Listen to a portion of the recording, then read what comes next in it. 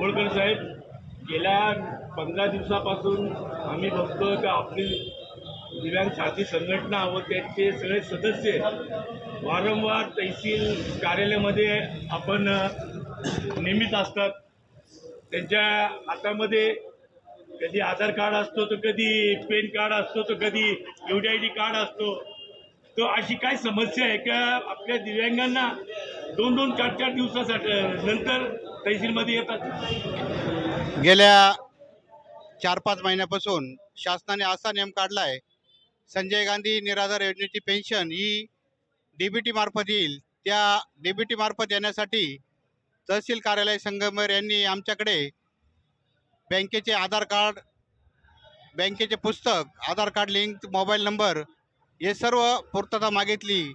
आम्ही 31 डिसेंबर 2024 रोजी तालुक्यातील सर्व दिव्यांग बंधू भगिनींनी तहसील कार्यालय येथे सर्व कागदपत्राची पूर्तता केली असता आज तागायत काही लोकांना गेल्या 2-2 महिन्यापासून संजय गांधी योजनेची पेन्शन मिळाली नाही. त्याकरता आजही आम्ही या ठिकाणी त्या पेन्शन योजनेसाठी सर्व दिव्यांगांना पेन्शन योजना मिळावी याकरता आम्ही सर्व दिव्यांग बंधू भगिनी दिव्यांग सारथी संघटनेमार्फत सर्व कागदपत्र चेक करण्यासाठी तहसील कार्यालयात या ठिकाणी उपस्थित झालोय. तरी माझी शासनाला आणि संगमेर तहसील कार्यालयाला विनंती आहे, दिव्यांगांना उन्हातान्हात असे चक्रा मारायला लावू नका.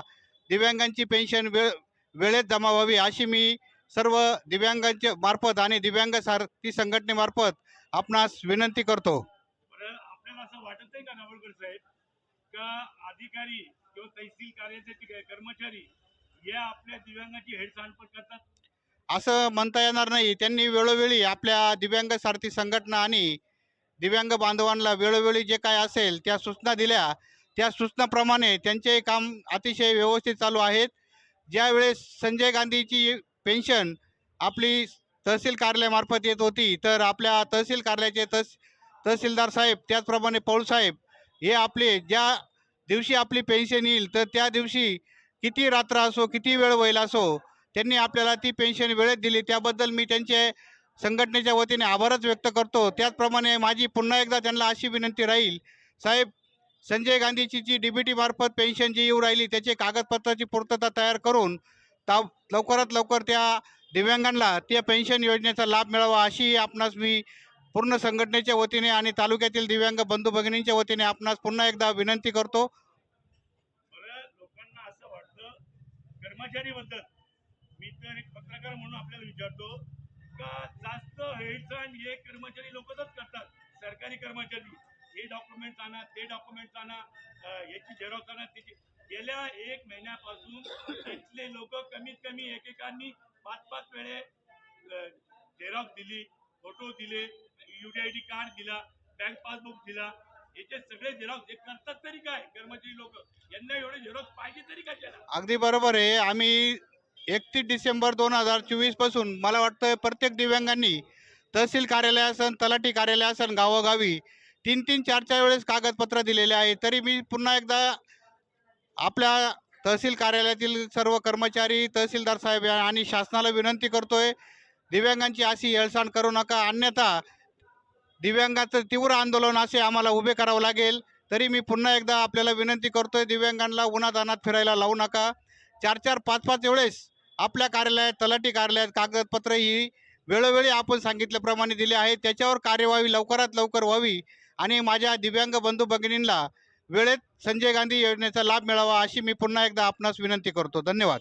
ऐका, येणाऱ्या 21, 22, 23 मार्चला संगमेर शहरातून दिव्यांग सारथी संघटनेकडून माननीय बच्चूभाऊ कडू यांना पाठिंबा देण्यासाठी आपण जाणार आहात? नक्की जाणार आहोत. आमचे दिव्यांग बरं ऐकून घ्या, 22 तारखेला आपल्याला आपल्या 6,000 पेन्शनसाठी आपले नेते बच्चूभाऊ कडू हे 21 तारखेपासून तिथं उपोषणाला बसलेले आहे. फक्त आपल्या अपंगांना, आपल्या दिव्यांगांना 6,000 रुपये पेन्शन कशी मिळेल त्याच्यासाठी ते दिन रात प्रयत्न करू राहिले. तर 22 तारखेला संगमेर शहरातून दिव्यांग सारथी संघटनेकडून बस जाणार आहे, तर या बसमध्ये आपण येणार का नाही येणार, आपली 6,000 रुपये पेन्शन आपल्याला मिळाले पाहिजे का नाही मिळाले पाहिजे, याच्यासाठी आपल्याला संघटित व्हावं लागेल. तर आपली इच्छा असेल संघटनेबरोबर काम करण्याची आणि 6,000 रुपये मिळवण्याची, तर तुम्ही संघटनेमध्ये नाव नोंदणी करा. 22 तारखेला संध्याकाळी इथून रायगडला गाड्या जाणार आहे आणि स्वतःचा खर्च ज्याचा त्याचा खर्च, संघटना खर्च उचलणार नाही, कारण की संघटनाकडं कोणताही निधी उपलब्ध नाही. तुम्हाला यायचं असेल तर सहखर्चाने या. संघटना त्याच्या पुढं तुमचं काम करेल किंवा नाही करणार ही संघटना ठरवेल. पण बच्चूभाऊ कडू यांना आपल्याला मोठ्या प्रमाणात संगमनेर शहरातून पाठिंबा द्यायचा आहे. त्याकरता आपण सगळे दिव्यांग संगमनेर शहरातून निघायला पाहिजे अशी संघटनेची इच्छा आहे. तरी मीटिंगमध्ये आपण या. त्या मीटिंगमध्ये काय ठरलं नाही ठरलं तर आपण किती पैसे एकाकायला येणार आहे तर आपण ते हिशोबाने बस करू. एवढंच बोलून मी माझे 2 शब्द संपवतो. यापुढे मीटिंगला या नाही या तुमची मर्जी.